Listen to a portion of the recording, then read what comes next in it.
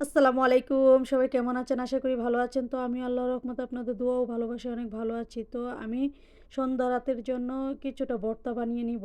হঠাৎ করে ভর্তা খেতে ইচ্ছে করছিল। তো একটা বড় আলু, এতটা আলু লাগবে না কারণ আলুটা ছিল অনেক বড়।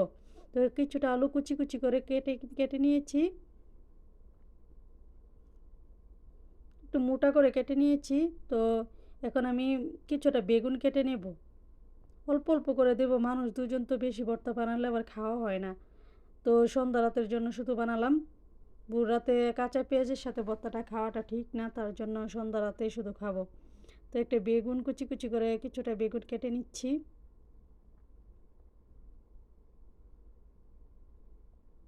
মোটো মোটো স্লাইস করে কেটে নিচ্ছি। তো টমেটোগুলোকে গোল গোল করে কেটে নিব।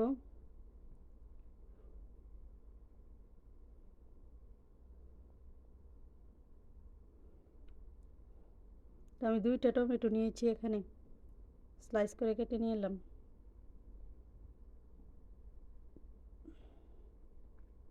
তো একটি প্যানে পরিমাণ মতো তেল দিয়ে দিব।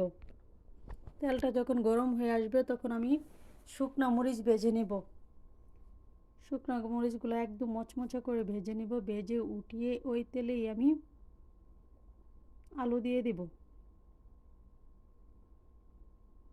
আলুগুলো একটু সিদ্ধ হতে সময় নেই, তাই আলুগুলো আগে দিয়ে দিলাম। দিয়ে সামান্য পরিমাণ লবণ দিয়ে দিব।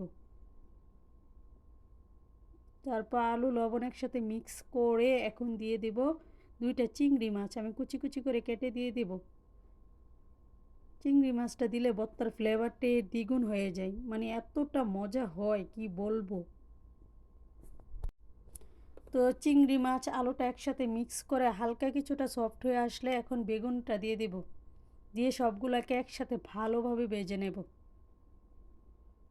তো চিংড়ি মাছ আলু বেগুন যখন কিছুটা ভাজা হয়ে আসবে তখন আমি কাঁচামরিচ দিয়ে দিব পরিমাণ মতো। কাঁচামরিচ ভর্তা তো যতই শুকনো মরিচ দিয়ে কাঁচামরিচ দিলে ফ্লেভারটা একটু অন্যরকম আসে, খেতে অনেক মজা লাগে। তো এখন আমি স্লাইস করা টমেটোগুলো দিয়ে দিব এক পাশে।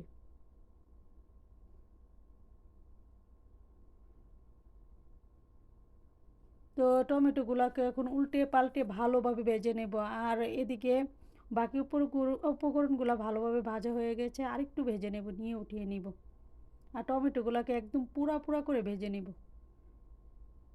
টমেটোটা একটু পোড়া পোড়া না হলে ভালো লাগে না। তো বাকি উপকরণগুলোর সাথে আমি কিছুটা কাঁচা পেঁয়াজও দিয়ে দিয়েছি। একটু ভাজা পেঁয়াজ হলেও ভালো লাগে ভর্তার সাথে।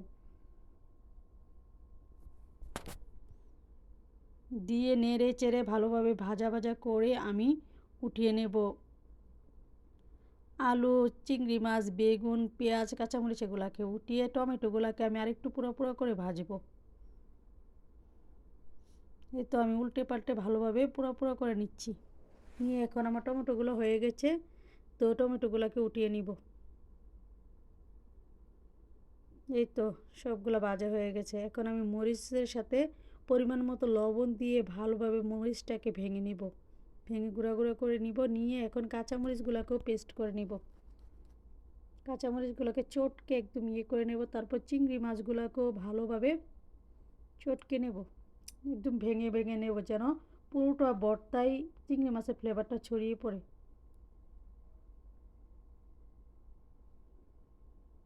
ভর্তা খেতে পছন্দ করে না এমন মানুষ কমই আছে। আর এরকম করে ভর্তা বানালে তো কিছু বলারই নেই, এত মজা হয় মাশাল্লাহ। কি বলবো, এতটা মজা হয়েছিল ভর্তাটা।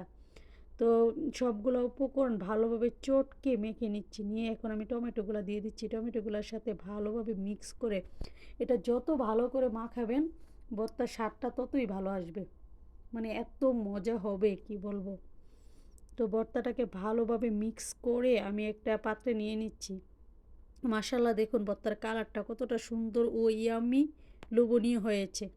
তো এখন আমি অল্প করে ভাতের সাথে, ইফতার খেয়ে ভাত তেমন খাওয়া যায় না, তো ভর্তা বানিয়েছি বলে লোভ সামলাতে পারলাম না, তাই অল্প ভাতের সাথে ভর্তা দিয়ে খেয়ে নিচ্ছি। এত মজা হয়েছে।